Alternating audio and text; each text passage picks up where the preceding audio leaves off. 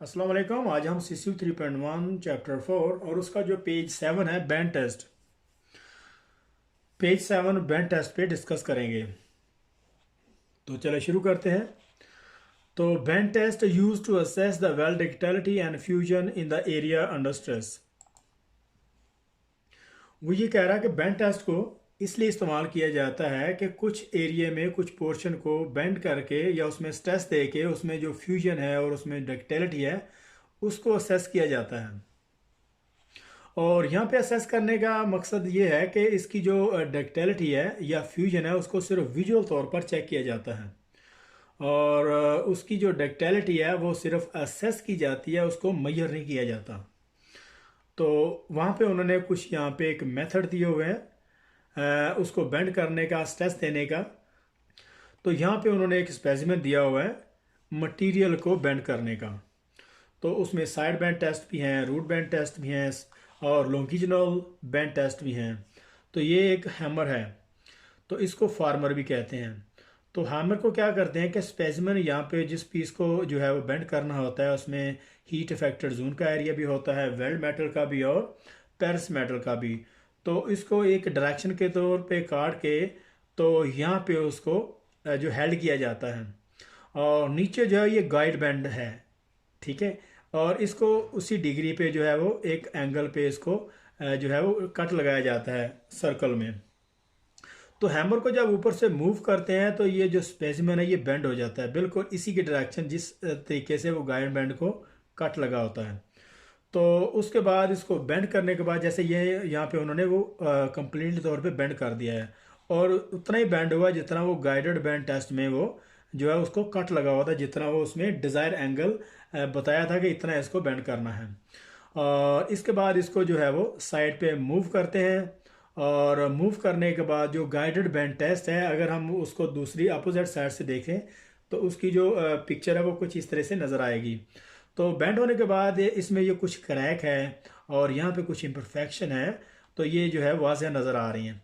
और इसमें बहुत सारे ये आमतौर पर टूट भी जाता है अगर इसमें मटेरियल में हार्डनेस होगी या उसमें थोड़ा ब्रिटलनेस के एलिमेंट ज़्यादा होंगे तो वो टूट भी सकता है। तो और अगर यहाँ पे कुछ इम्परफेक्शन होगी, लैक ऑफ फ्यूजन होगी या स्लैग वगैरह होगा तो इस तरह बैंड होने के बाद वो अच्छे तरीके से हम उसको देख सकते हैं।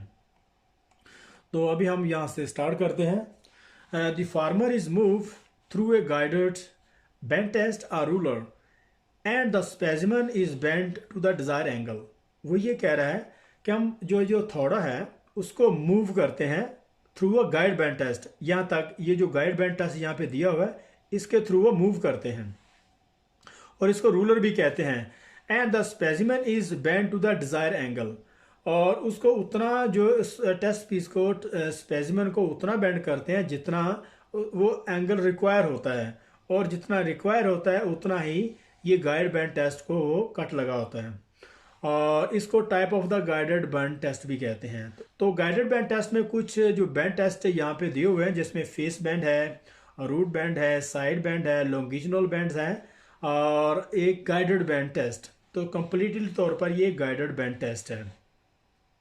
तो अगर हम बात करते हैं कि फेस साइड पे अगर हमने फेस साइड को बेंड करना है तो फिर हम क्या करेंगे, हम क्या करेंगे कि पेनिट्रेशन साइड को जो कंप्रेस करेंगे, ठीक है, वो अंदर की तरफ चले जाएगी और जो फेस बेंड साइड है वो बाहर की तरफ जो है वो उसकी कर्व जो पोर्शन है वो बाहर की तरफ नजर आएगा, जिस तरह ये हमने वो नीचे लास्ट में दिया हुआ देखा था।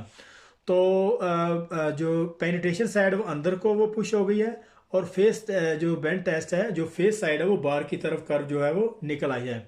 तो दो फिर उसको जो है वो अच्छे तरीके से उसकी इंस्पेक्शन कर रहे हैं, जो भी उसमें इम्परफेक्शन, लैक ऑफ फ्यूजन, उसमें स्लैग या कुछ जो भी उसमें होगा वो उसमें उसको रिकॉर्ड करेंगे। और अगर उसमें क्रैक वगैरह है, अगर उसमें क्रैक हैं तो फिर वो डेफिनेटली एक्सेप्ट नहीं होगा।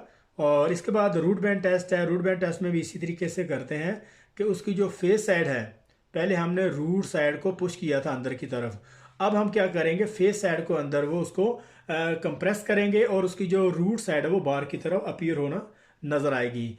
और उसके बाद उसकी जो लैक ऑफ फ्यूजन है या इनकम्प्लीट रूट पेनिट्रेशन है, उसमें जो भी इम्परफेक्शन है, उसमें आर्क स्ट्राइक है या फिर उसमें अंडर कट है, या फिर क्रैक वगैरह है। इसी तरह से साइड बैंड है और लॉन्गिट्यूडिनल बैंड टेस्ट है।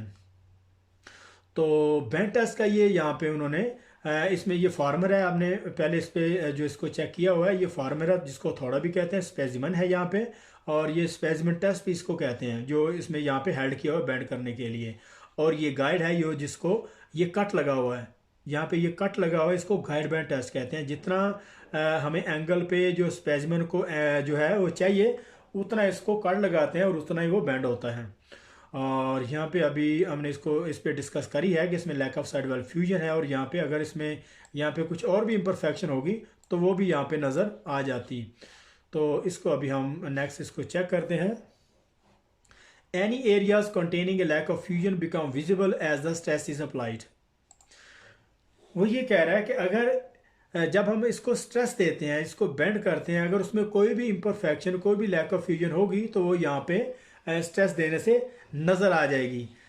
दिस में also result in tearing of the specimen, और ये आमतौर पर टूट भी जाता है, ये स्पेसिमन टूट भी जाता है cause by the local stress concentration. और जब उसको हम लोकल स्ट्रेस कंसंट्रेशन देते हैं तो ये आमतौर पर टूट भी जाता है। एज शॉन बिलो, जिस तरह वो यहाँ पे क्रैक जो है ये नज़र आ रहा है, तो ये यहाँ पे बेंड होने की वजह से क्रैक हुआ है।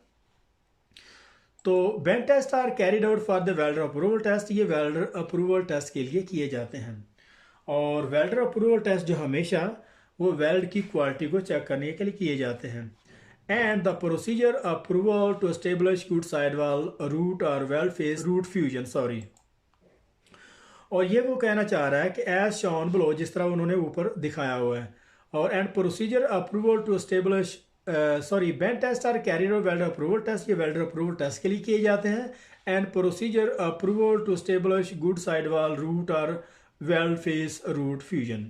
और ये कहना चाह रहा है कि जो प्रोसीजर अप्रूवल है उसमें ये चेक करने के लिए भी जो है वो बेंड टेस्ट किए जाते हैं कि वेल्डिंग प्रोसीजर को चेक करने के लिए उसमें मेटल की प्रॉपर्टी है, उसमें गुड साइड वॉल फ्यूजन है, उसकी रूट फ्यूजन है, या फिर उसका वेल्ड फेस है, उसको भी स्टेब्लिश करने के लिए जो है वो वेल्डर प्रोसीजर अप्रूवल टेस्ट भी किए जाते हैं। आमतौर पर वेल्डर जो है वेल्डर अप्रूवल टेस्ट किए जाते हैं, लेकिन बाज़ औक़ात वेल्डिंग प्रोसीजर अप्रूवल टेस्ट भी किए जाते हैं कि उसकी जो साइड वॉल है, लैक ऑफ फ्यूजन है, लैक ऑफ पेनिट्रेशन है, या फिर वेल्ड फेस को स्टेबल करने के लिए। तो अभी हम यहाँ से स्टार्ट करते हैं। Inspection of the test face is made after the bending to check the integrity of the area under stress. और उसके बाद उसकी जो इंटेग्रिटी को चेक किया जाता है, उसमें टफनेस कितनी है, उसमें डक्टिलिटी कितनी है, अगर उसमें हार्डनेस होगी तो डेफिनेटली वो क्रैक हो जाएगा। ये सारी की चीज़ें उसमें चेक करनी होती हैं। उसके बाद face root side and longitudinal test में be carried out in thickness below 12 mm for the material greater than 12 mm thickness. A slice of 10 to 12 mm is normally cut along the length and the material is side bend test. वो ये कह रहा है कि face side और root band test जो है longitudinal उस वक्त किए जाते हैं जब मटेरियल की थिकनेस 12 मिली से कम, 12 मिलीमीटर से कम हो। और for material greater than 12 millimetre thickness, और जिस मटेरियल की थिकनेस 12 मिलीमीटर से ज़्यादा होगी, a slice of 10 to 12 millimeter is normally cut out along the length and the material is sided bend test. और जिस मटेरियल की थिकनेस जो 12 mm से ज़्यादा होगी उसको साइड बैंड टेस्ट करते हैं। वो ये कहना चाह रहा है कि जो फेस रूट और साइड और लॉन्गिट्यूडिनल बैंड टेस्ट जो है उस वक्त किए जाते हैं जब मटेरियल में थिकनेस 12 मिलीमीटर से कम होगी। और अगर 12 मिलीमीटर से थिकनेस जो स्लाइस की जो पैरस मेटल की ज़्यादा है तो फिर उस पर साइड बैंड टेस्ट किए जाएंगे। तो लास्ट लाइन यहाँ से अभी हम इसको चेक करते हैं।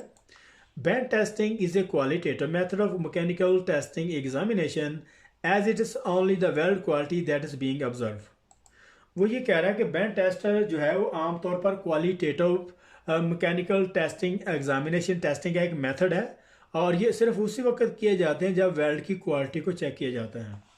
Although ductility is very often observed, it is cannot be measured in this test. वो ये कह रहा है कि हाँ, अलबत्ता जो उसकी डक्टिलिटी है वो सिर्फ ऑब्जर्व की जाती है लेकिन उसको मेजर नहीं किया जाता। जैसे कि अगर हम बैंड टेस्ट करते हैं तो बेंड टेस्ट करने के बाद हम उसको देख सकते हैं कि मटेरियल जो है पूरे तरीके से बेंड हो गया है।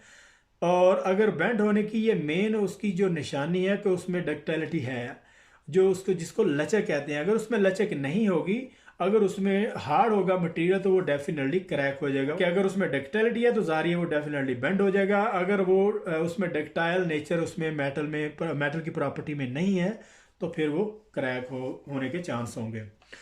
तो आई होप आपको ये समझ आई होगी। तो यहाँ पे CCU 3.1 चैप्टर 4 का जो पेज 7 था यहाँ पे ख़त्म हो रहा है। तो मिलते हैं नेक्स्ट चैप्टर नेक्स्ट पेज में, तब तक के लिए अल्लाह हाफिज़।